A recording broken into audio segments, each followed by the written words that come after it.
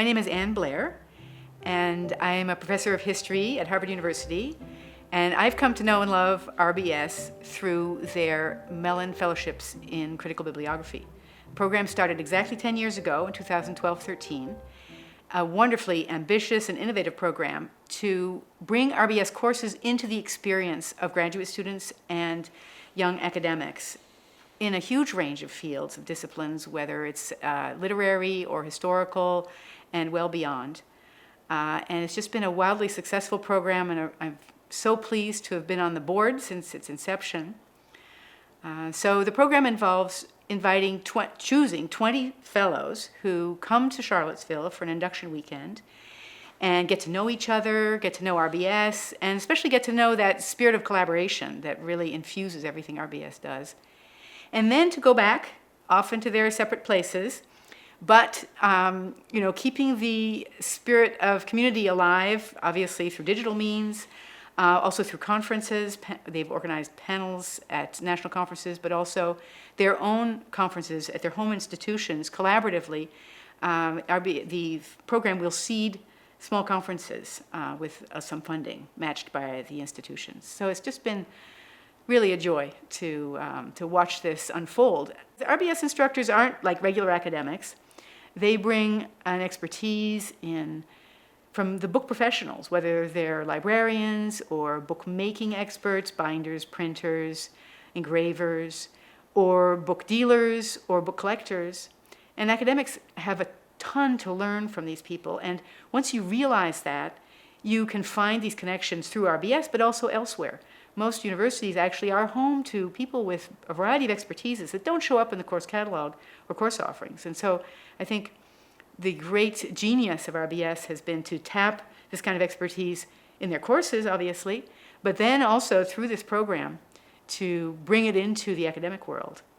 And it's really been a thrill to watch, since I've been involved for 10 years, basically, graduate students gain expertise and confidence by coming to RBS courses, and then get jobs, which is a major feat, and then become instructors themselves and encourage their students to look at books in a new way, to look at the book, at the physical form of a text, and think about what we can learn from it. So it carries on. It's going to have a long future, I hope. So why are we so interested in book history these days? On the one hand, I think it's true that the younger generation sometimes sort of feels like the book is an alien object, from a long gone past. It's not the dominant mode, but I think all of us are conscious of the book being one of many media, because we're all adjusting to new methods of working.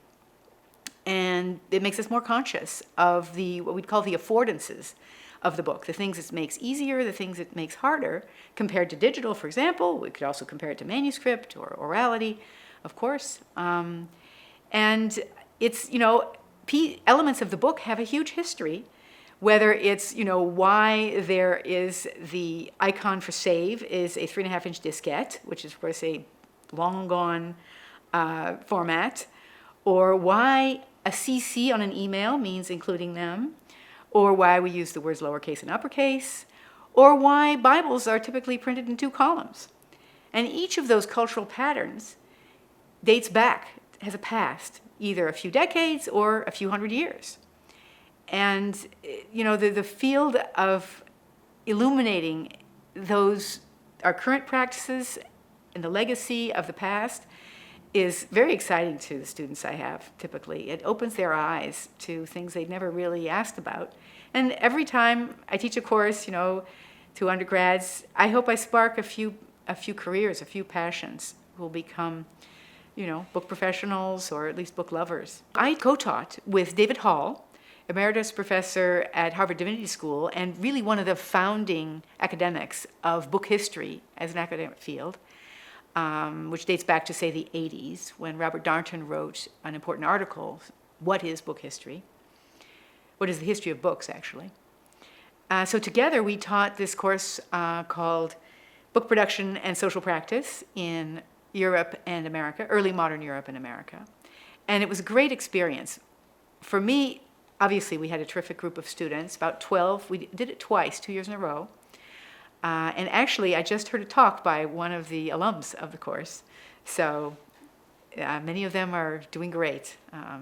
Some of them had come from libraries. Others were through the Mellon Fellows program, graduate students or early career academics. So looking at the book itself as a clue, the surviving book as a clue, is something that's really emerged, I think, more recently, in the last, say, 20 years rather than 40 years.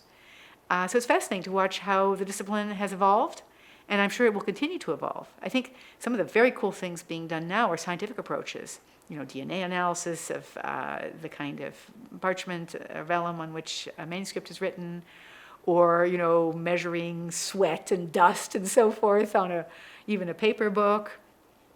And of course, digging things out of bindings, which always poses problems. Do you want to preserve the book, its binding, the hidden manuscript inside it? There are priorities for each. And of course, digitization does help. It's not a zero-sum game. We can do physical work and also digital work, and that are complementary. RBS courses have always been at the vanguard of what's going on with books, and that's amazing, the way they keep it up every year and expand and grow. There used to be courses in bibliography. They were just called something different, and often they were required courses. And I think RBS, in founding this program, is responding to the fact that those courses have typically disappeared from university curricula.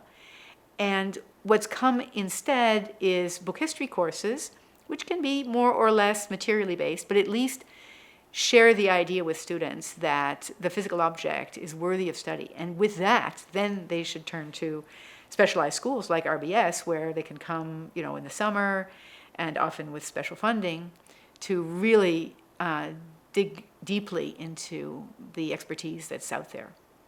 Well, I hope that you can come experience Rare Book School, whether in Charlottesville or in a city near you, because it's a really unique experience that you'll remember and draw on, whatever, I think, walk of life you're in, because books are everywhere to be found in our lives.